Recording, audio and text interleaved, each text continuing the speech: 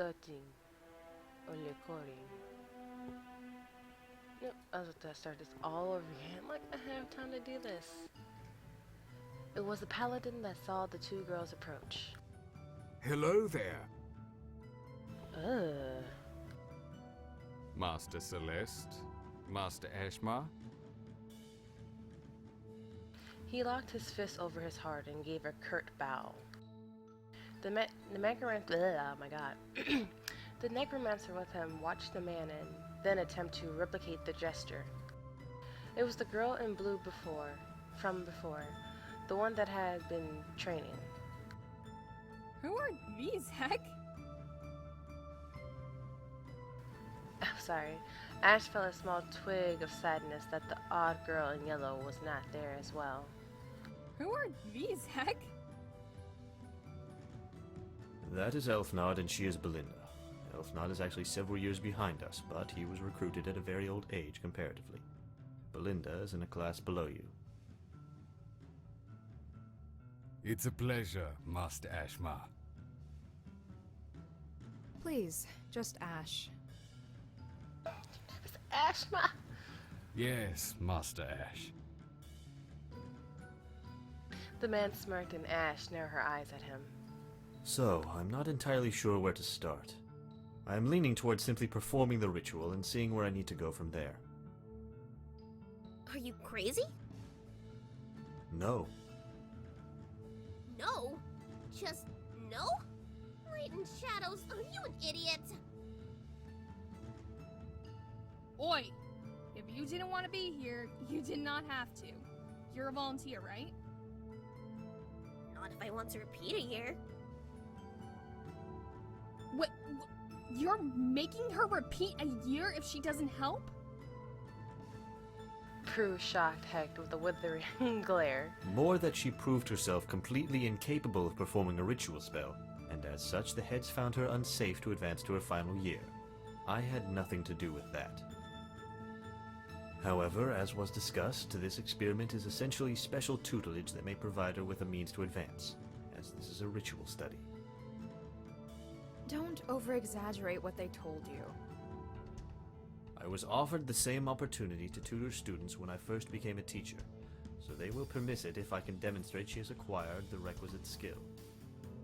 And what about Elfnod? He's not even in the point in his training where he would have begun performing rituals. Do not concern yourself with my abilities, Master Ash. I pick things up quickly. What kind of an accent is that? I'm not from your country. I'm from a very distant land. I understand that much. Where are you from? I'm afraid you'd be as likely to believe my story as where your head's. Okay. Introductions aside, let's begin. The pair looked at each other. I do not mean to question your judgment, Master Warlock, but doesn't the ritual need more than 2 people? No. Go ahead now if you would. I don't actually know the words. The words aren't actually important. They aren't? Oh yeah, he explained this to me yesterday. The words are just supposed to be a way of getting everyone to be focusing on the same thing. The spell itself is actually gibberish. Ash felt embarrassed for not knowing this. She couldn't help but wonder how many graduates failed to know the secret.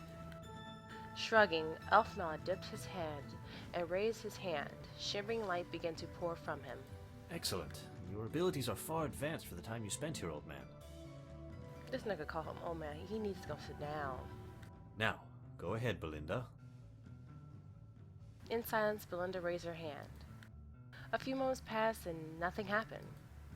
As more time passed, Hector looked around anxiously. With an X-rated sigh, Belinda dropped her hand and shot Hector a dark glare look. And now, you know why I've been held back. Wow, you are indeed terrible. Belinda roared and stormed away. It was a familiar sight. All right. That's okay. That was a very productive first day. Was it? No. Ash nearly clutched her chest as her heart ached. The pair was already so in sync they were setting up and finishing each other's terrible jokes. She was jealous. It didn't help to think that her potential partner was quite literally a monster. She supposed she and Prude might still have that in common. Hey, you okay, Ash? Yeah, sorry. Just got lost in thought. I'm glad I'm not the only one who does that. We're in the garden on the eastern side of the mountain. Thank you, Heck. You're welcome. Do you want us to chase down Belinda? No, I cannot force her to participate, and pushing now may only push her away. Do you still need me then? No, you're free for the day, Grandpa. Thank you. This nigga's so disrespectful. Huh. I guess we have the rest of the day free too. Goddess, I can't remember a time I did not have studies occupying my time. What are we going to do with ourselves? Oh, we could do what I did and simply continue our studies. What? No, Hector, we're going out. Come on. Yes, but you're a little bit, crazy. Oh, but we've done so much of that recently. Perhaps something else? Maybe. Oh, don't worry, Heck. We've got plenty we can do. Hector smiled, and Prude returned the smile with an impressive warmth.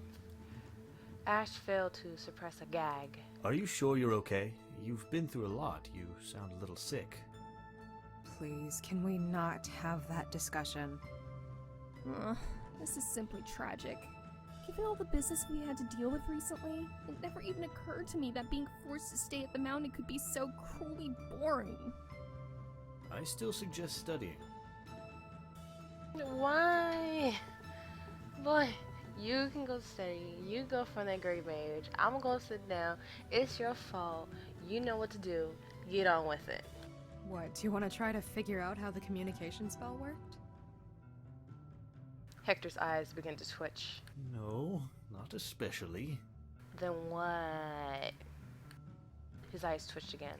Surely there's something that explains me hearing those voices. Oh, aye, but I don't think there's anything that the local magic can do like that. Probably a witch or wizard. Some other sort of caster. Caster? Do you know something about communication magic? Tell me more, now. Where are you from? Elfnod looked to Hecht, who nodded. Well, as my tutor already knows, a flying island. Yeah, that would explain why the heads didn't believe you. Shush, Prude. Please, Elfnod, tell us more. And so he did. Elfnod had been born on a flying island, the son of its leader. There had been great expectations for him. Instead of meeting them, he found himself one of a rare breed among their clan, a null individual born without their magic. The shame waited on him for years. The weight finally grew too much. One day, when a close friend had died, lost to a fall off the side of the island, he chose the same fate, throwing himself over the edge.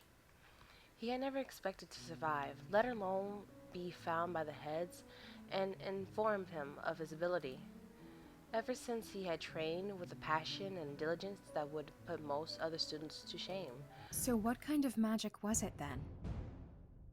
My fathers were witches. Huh. What's a witch? Girl, you go sit down. You don't know about gray magic, witches. Yo, necromancer is a witch, basically. She do magic. It's an ancient term for a sort of female mage with vaguely defined powers. Curses, divination, that sort of thing. But those sort of powers were dismissed as we began to learn to better understand magic, to realize the limitations of shadow and light. Unless there's more than just the shadow and the light. Exactly. Hector began to breathe heavily. Oh, goddess. I think we got him a little too excited. I told all of this to the heads, and they calmly assured me that what I thought had been magic was simply a trick. They didn't even bother trying to explain away the whole flying city thing. What about your friend? Having survived myself, I'd like to think he's alive, but I couldn't imagine where he would be. How do you survive a fall from a flying island? Wasn't only a little ways off the ground? Snow, mostly, and, no. Hector made gibbering noises of excitement. If there were any way the island were low enough to be seen, we would know about it. Hells, we might have found a way to it by now. It would have to be very high up, beyond our reach, for us to miss it. Sorry, Hector, but this isn't something we can hope to pursue. I wonder if a witch can participate in the pairing. Hector was almost in tears. You might want to check on your boyfriend. I think he's broken. Prude was instantly staying Crispin. He's not!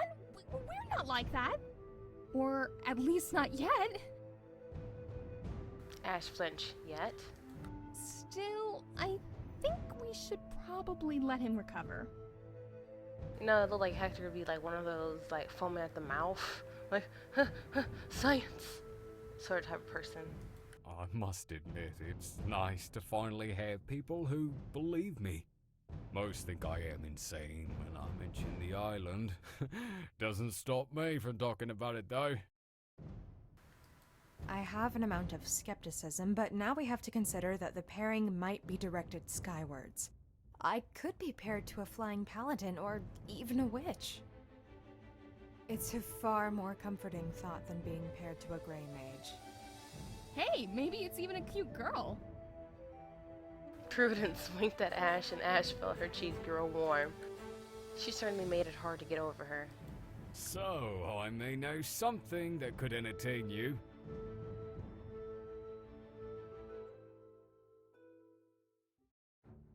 This seems dumb. I used to often come out here to meditate.